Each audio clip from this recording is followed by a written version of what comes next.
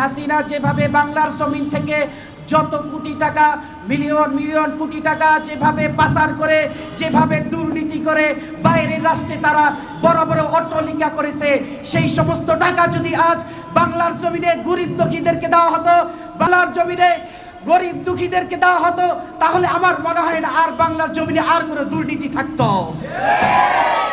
আলহামদুলিল্লাহি ওয়া কাফা ওয়া সালামুন আলা ইবাদিল্লাযিনা ইসতাফা, আম্মা বা'দু, ফাআউযু বিল্লাহি মিনাশ শাইতানির রাজীম। বিসমিল্লাহির রহমানির রহিম। ওয়া লা তাকুলু আমওয়ালাকুম বাইনাকুম বিল বাতিল ইলা আখিরিল আয়া।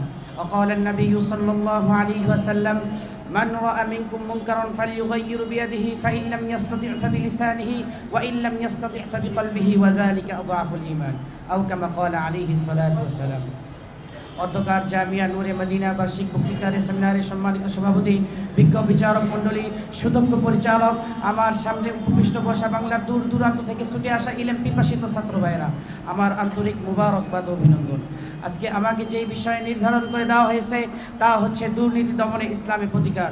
এই বিষয়ে কিঞ্চিত আলোকপাত করার প্রচেষ্টা রাখবো। ওয়া তৌফিক ইল্লা বিল্লাহ। মুহতারাম হাজিরিন, আমাদের প্রথমেই জানতে হবে দুর্নীতি কাকে বলে।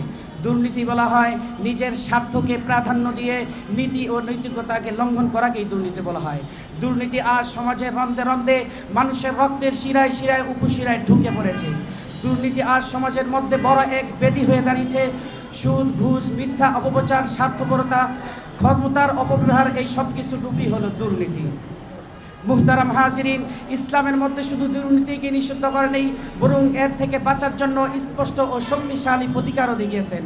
মুহতারাম হাজিরিন, চলুন আল্লাহ তাআলা কোরআনে কারীমের মধ্যে দুর্নীতি সম্পর্কে কি বলেন। ওয়ালা তাকুলু আমওয়ালাকুম বাইনাকুম বিল বাতিল, তোমরা অন্যের সম্পদ অন্যায়ভাবে ভক্ষণ করো না।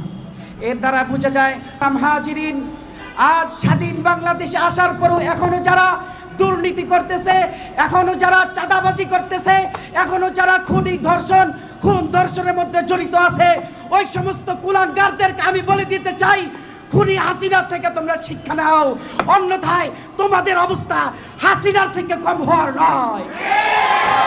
মুহতারাম হাজিরিন, রাসূল করিম সাল্লাল্লাহু আলাইহি ওয়াসাল্লাম দুর্নীতি সম্পর্কে বলছেন, মান রা'a মিনকুম মুনকারান ফালইয়ুগাইয়িরু বিয়াদিহি ফাইন লাম ইস্তাতি' ফাবিলিসানিহি ওয়া ইন লাম ইস্তাতি' ফাবিকলবিহি ওয়া যালিকা আযআফুল ঈমান।